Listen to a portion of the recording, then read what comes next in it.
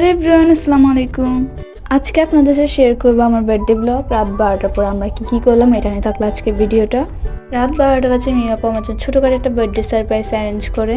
মিমাপু আমার জন্য একটা কেক অর্ডার করে, বাট লাস্ট মোমেন্টে এটা ক্যান্সেল হয়ে যায়, যার কারণে ও নিজের হাতে পুডিং বানায়।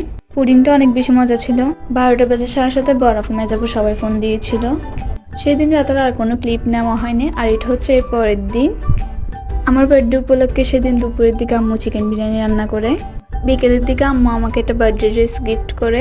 ড্রেসটা পেয়ে আমি অনেক বেশি খুশি হয়ে যাই, আর গাউনটা অনেক বেশি সুন্দর ছিল।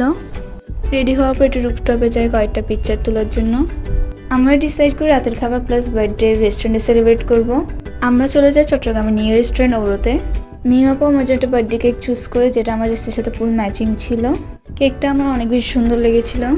এদিকে আমি আমার আম্মু অনেক বেশি হাসতেছিলাম, কারণ মিমাপু আমাদেরকে বকা দিচ্ছিল।